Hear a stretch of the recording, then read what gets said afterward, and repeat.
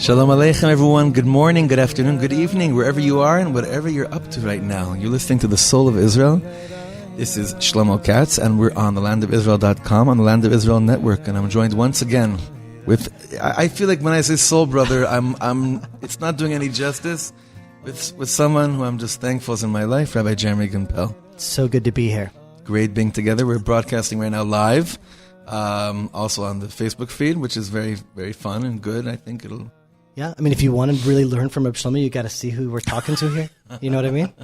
And also come into this show every week now, right after learning together from the Piasetzner Rebbe. It's like just so high. It's so beautiful. Very, very special times. Baruch Hashem, we got a great group of guys here that are great group of women as well as families that want to live with consciousness. You know, it's been well over 2,000 years since the Jews have just lived a normal life in the land of Israel. You know, we're in between now the 50th year of celebrating Yerushalayim's reunification, but more importantly, we're now entering into the 70th year of Israel's independence. And 70 years, according to Hillel, is like a man's life, meaning this will be the first time that someone could have been born in the existence of the state of Israel and died in the existence of the state of Israel, had a full life, never knowing what it was to be a minority, a full human life. Like, we haven't lived a normal Jewish community in the land of Israel in thousands of years. And now we're like rebuilding in the mountains of Judah what it is to build a conscious community. It's like unbelievable. Right here in the mountains of Judah, Judea. Incredible. So what I wanted to talk about briefly today, discuss with you, with all our listeners and viewers, is something that is very much close to my heart, because from the shul, from the synagogue where we're broadcasting, I started a few months ago a parenting class. And to me, it's been the most personal class as someone who's privileged to be an Abba to 4 precious girls, and to you and to so many of our friends that are right now really, you know, in what we say the parsha. We're always constantly trying very hard to be connecting to becoming better parents. And the classes are it's not just methods of becoming a better parent. It's understanding what God had in mind when He created the concept of parenting. And looking at it through that. These classes are as well available. We recap them after Shabbos, and it's on my SoundCloud page, which I'm more than happy for anyone to come and join us, learn there. But what I wanted to do with today's segment, through the Parsha, Dafka, through the portion of the week, is look at something that has to do very much with parenting. Every year, when it comes to this very bizarre and wacky Parsha called Parshat Balak, I'm reminded of a Torah that our teacher, Rabbi David Zeller, used to always say every year, and he used to quote the Tolna Rebbe, the Rebbe of Tolna, the Maggid of Tolna. He comes from the Hasidic dynasty of Chernobyl. And the Tolna Rebbe said, you know, a Parsha that has like talking donkeys, people trying to curse Israel, Am Yisrael not even being part of the Parsha till the end. It's such a weird Parsha. The 2 main characters of the Parsha are Balak and Bilam. And together, those 2 names, Balak and Bilam, spell out the words Bilbul Amok, which means... Deep confusion. Deep confusion. I mean, nothing's really changed in all these years. It's not like things are really clear now, but when you read a Parsha like this, it kind of makes you feel a little bit better about the absolute insanity that exists right now in the world. But really, this Parsha is very, very bizarre. Oddly enough, one of the most bizarre things about this Parsha is that even if you would have removed this Torah portion out of the Torah, God forbid, but let's say you would, and you would just continue with the next story, which is the story of Pinchas, there'd be no problem with the outline, the storyline of Am Yisrael. Nothing would have changed. Chronology, everything. You can't say it about any other Parsha in the Torah. This Parsha, you remove it, it's fine, smooth sailing, you keep on going. There are no issues. Which makes the question even more bizarre. Then why is it so important if it really doesn't make any difference to make, what is the inyan here? It could have easily been completely deleted, pushed off to another era, whatever it is. Very, very bizarre. And this got me thinking a lot last year, and I've been continuing this thought this year. And I hope and pray, and I think that with the right kavanas in mind, we could learn something so tremendously valuable, important, and essential for all our relationships in life, but specifically between the core relationship between parents and children.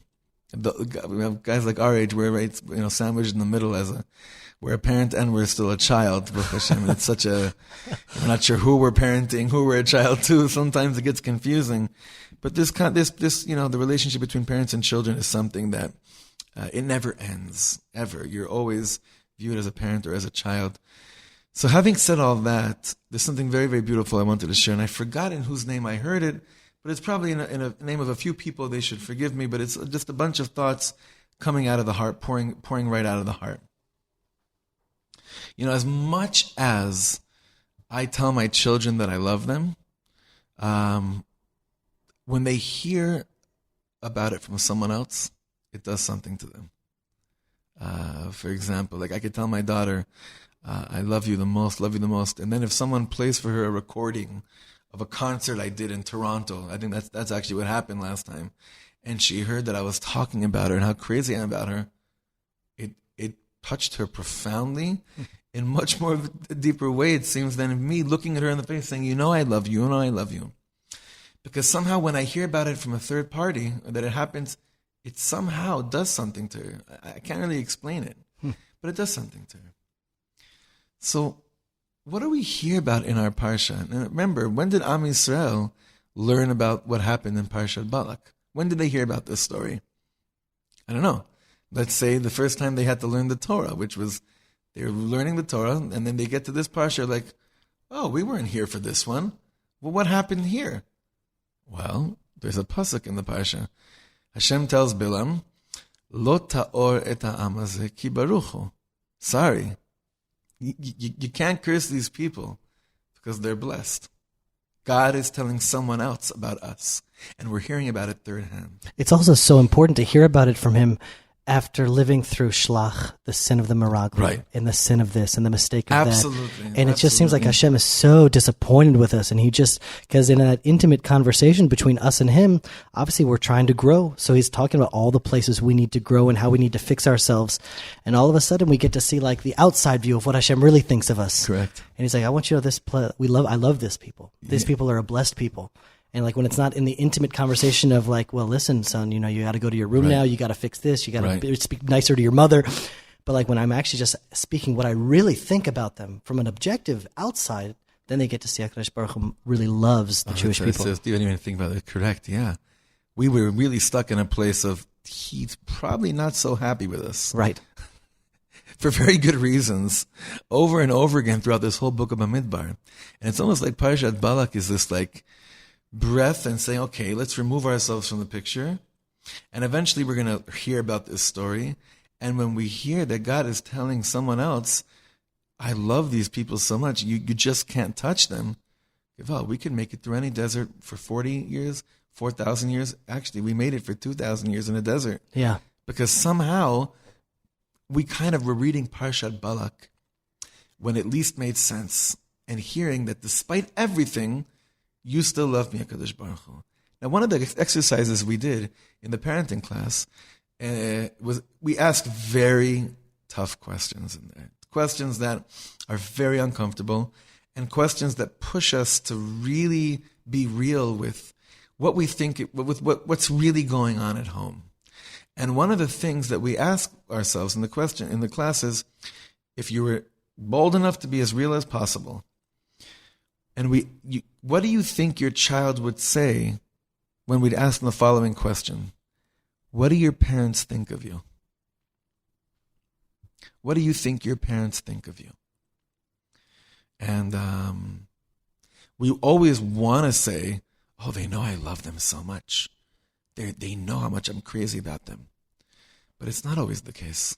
When we go into the child that still exists within us, or go into the 12-year-old Jeremy, or the 12-year-old Shlomo, or whatever it is, no matter what age it is, and say, well, what did you think then? What do you think your parents think about you?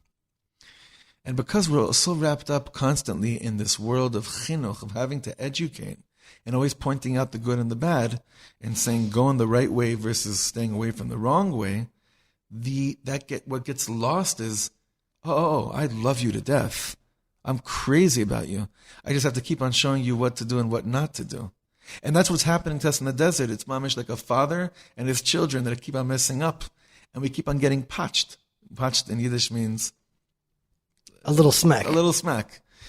But then there's moments that it's almost like as much as Balak can be removed from the Torah and there'd be no problem with continuing the story, can you imagine surviving without hearing God telling someone else, do you know that you can't touch these people? Not only is Balak important to be read, it's almost impossible for us. It would have been impossible for us to continue the show, to continue the program, to continue holding out in the desert if we didn't hear those words. Oh my God, that's what he really thinks about me? Well, that's not just about then. It's about us today too. Jeremy, I'm sure you agree with me. Am Yisrael really, really needs to hear from Hashem right now. Not only directly, because directly doesn't work that much, but we need to hear it's kind of via another nation. Hashem is showing and telling them, you don't really think you can mess with Am Yisrael. You know that they're my baby. Yeah, it's, right now Ishai Fleischer is in Warsaw, and they're now passing a resolution in the United Nations saying that Hebron is not a Jewish site, it's a Muslim site. Meaning Abraham, Isaac, and Jacob, and Sarah, they're not Jews. It's like the founding matriarchs and patriarchs of our people. Right. And so from outside the nations are now trying to create stumbling blocks for us. And it's exactly in this week's Parsha, I mamish think that like what Ishai is doing is so connected on a national level to what's happening to the Jewish people. And I think that Hashem is like working now between the lines, behind the scenes. And, there's a lesson when the Jews came into Yericho and Yoshua had already taken leadership. And there's a parallel between the crossing of the Dead Sea and then there's the crossing of the Jordan River. And they sent Meraglim and then Yoshua sends spies. And there's like all of these parallels. But the the Red Sea that everyone saw was like such a miracle. We sing it every morning now in our tefillah. The parting of the Jordan, they didn't see. It happened in Adam, kilometers north of them. And so all of a sudden was just like the river became dry. And they didn't actually see the manifest miracle. Right. And so too, so often, like there are things that are happening like behind the scenes in other countries on the other side of the world. In this week's portion is telling, I want you to know, like Hashem protects us also from the car accidents, also from sickness in our own personal lives, but things that we don't even know are happening on the other side of the planet. Hashem is there with us also. And I think that that's an unconditional love that a parent has to show his child. That no matter where you are, if you see it, if you don't see it, with the teachers, when you're there, when you're not there, that a parent always has to kind of let their child know there's an unconditionality here. I have your back in front of you. I have your back behind you. I have your back when you don't even know that I have your back. And I think that to create that bond, HaKadosh Baruch Hu needed to say that to us as well, that he has our back no matter if we see it or if we don't see it. Right. And I think also like we should also take into mind as parents is that there's never there's never a justified missed opportunity of telling someone else how precious your children are to you. Because you never know if your child will hear that from someone else. It's not about going out of your way, oh my God, you don't know how much. It's just a matter of when you're being real and someone asks you, what's life like and what are you up to right now? At that moment, that's a moment to mamish profess your love or the privilege you feel of the amazing gift of having children, which I feel like that's exactly what this parsha is all about. Such mass confusion in the world. And yet when I hear those words from that God said that about me, the confusion has nothing over me. It can't touch me. Nothing can touch me in that moment. So I give you a bracha, and I give myself a bracha, and I give all our viewers a bracha, those of you that are watching, those of you that will watch, those of you that are listening. The headquarters of all of this, coming out of all mass confusion, is only here. It's only here in Eretz Yisrael. It's all happening over here. To feel those words, Lo ta'or et ha'am hazeh ki baruchu. You cannot curse those people because they are blessed. The place to feel that the blessing is mamish utmost real, it's the network you're tuned into right now. The land of Israel. The land of Israel. Eretz Yisrael. Eretz Ochelet Yoshvea, the land which devours its inhabitants in the most beautiful way. You become consumed with the feeling of being blessed. Consumed by the feeling of God telling the whole world, you just can't touch these people. Ki baruchu. And sometimes it's hard to feel it. It's not so simple. Oh, it's not just hard. It's chaim hila machazikim ba. It's a tree of life. The Torah is a tree of life for those who grasp it. Why does it say that for those who grasp it? Because if we just let the currents of this world, they will pull us into so many different directions. We have to hold on. We have to hold on tight to that tree of life, because it's such an amazing parsha, because when he wants to leave, Hashem says, okay, you can go. Now I'm going to wait and see. The way that you want to go, Hashem will allow you to go that way. Yeah. And if we're not holding on, and we're not thinking, and we're not aware, and we're not conscious, man, weeks can go by, months may go by, and we may never say to our children that we love them. But every time they make a mistake, we'll fix them right away. But the fact that there has to be way more times that we say positive things to our children has to way outweigh the negative patches that we give them, the negative fixings that we have to correct them. Obviously, we're their coach, we're their teacher, we're their mentor. So if they're doing something wrong, we have to correct them. Amen. But we always have to have that balance to know that if we're not holding on to the tree of life, and we're not giving our children life with words of water and not words of fire, and we're not constantly empowering them, and we're only just kind of letting the currents, kids do something wrong, so I'm just zorem, I'm just flowing. They're doing something, I got to fix them. And we're not really consciously choosing how to parent, then we'll be swept away with the currents of life. Mamish. So I just want to give one more bracha, that the homes we're raising with this kind of chinuch will enable us to, with full confidence, be up for that challenge of asking our children, what do you think your children think? What do you think your children, how do they view you? Meaning, what do they think you think about them? And with full confidence, not haughtiness, say, oh, my children, they know that they're untouchable. Ki baruchu, that they know that. That they're raised in a world of learning about God. Not only do they think that their parents think that about them, but that we raise them with the God realization as well, with the Hashem consciousness. That in Hashem's eyes, lo hibit avim beYaakov velo ra'a amal b'Yisrael. Another pasuk in our parsha, that when God looks at us, at our children, yeah, there's always little things that need to be worked on. I can't tell you anything wrong, because these are my precious children that are untouched. And that's something that it's very hard for us to really feel with all the patches we've been getting over the years. But enough of that time, and now it's time to really take Parshas Balak and realize how essential it is for the chronology and for our children's lives as well. You could go a day with your children not finding out how much you love them. Just makes their journey harder.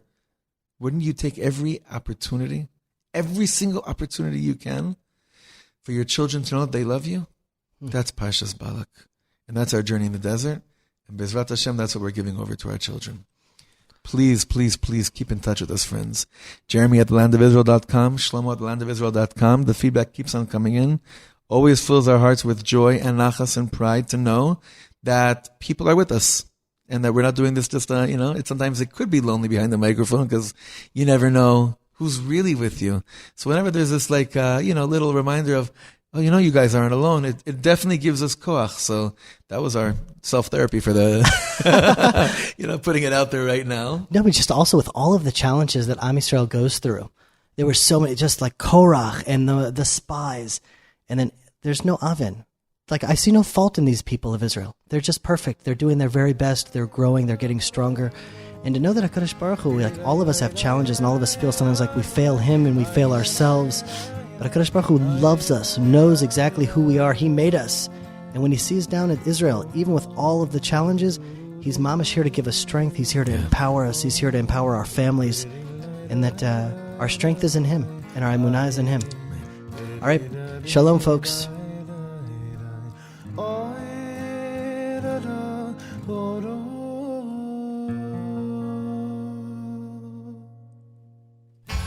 Hi, this is Eve Harrow, host of Rejuvenation on the Land of Israel Network. You can hear a new show from me every Sunday, and every day of the week, shows from another one of my very talented fellow show hosts. Reach me, Eve, at thelandofisrael.com, and keep listening, everybody. We love your feedback. The Land of Israel, coming at you every day, every week. That's the Land of Israel Network on thelandofisrael.com.